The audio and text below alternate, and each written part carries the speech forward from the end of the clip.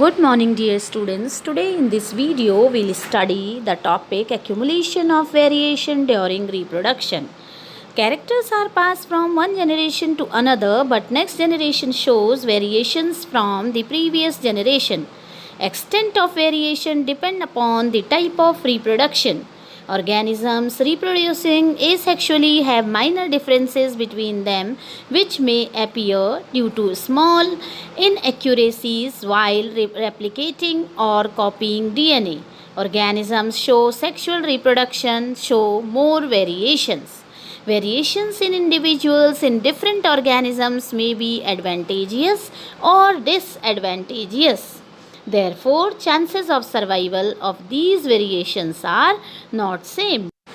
Selection of variation by environmental factors forms the basis of evolution. Two main causes of variations are heredity and environment. Useful variations present in the survival individuals are passed on to the next generation. Importance of variations. It produces new traits in the organisms. It can help individuals to get better adapted to the changing environment. It enables to improve the races of various plants and animals. It makes some individuals better fitted in struggle for existence. We have a cell. Can you see the thread-like structures here in the nucleus? These threads are called chromatids. They are usually in this fashion when present in a regular active cell. Now, what if the cell has to undergo division? Is it possible to divide this single cell into two equal halves with such a tangled bundle of thread?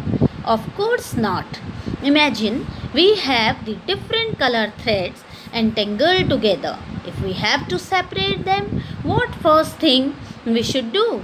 We'll separate first each thread and then make separate bundles. In a similar way, the cell separates these chromatid threads. This process is aided by condensation of thread. It means these chromatid material will gradually start coiling like a telephone wire. As a result, the thread will gain structure like these. Are we familiar with these kind of structures? Have we come across before? Yes, absolutely. It is a structure of typical chromosomes. Well, we'll study it in detail later.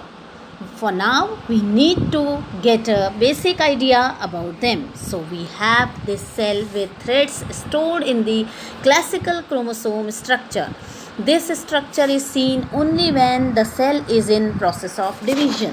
So, can we say that both chromatids and chromosomes are same? Yes, they are. The different names are for the different structures. Now, the next question is, what are these threads or chromosomes to be present made up of? If we zoom the inside the structure of this chromosome, we find small segments like these that make the complete structure. These functional segments are called genes. So we can say that chromosomes are made up of genes. Absolutely, all these segments make up the whole structure. Let me ask you one more interesting question. Do you think genes are also made up of something? Are there some units that make up these segments? If your answer is yes, then you are absolutely right. Genes are also made up of some units. If we zoom inside this gene segment, then we find that large molecules that make the gene segments. These large molecules or macromolecules, to be precise, are DNA molecules, which you know very well. DNA's full form is deoxynucleic acid. Single large DNA component is composed of many molecules known as nucleotides. It means DNA is a polymer made up of nucleotide. That's all for today. Thank you, children.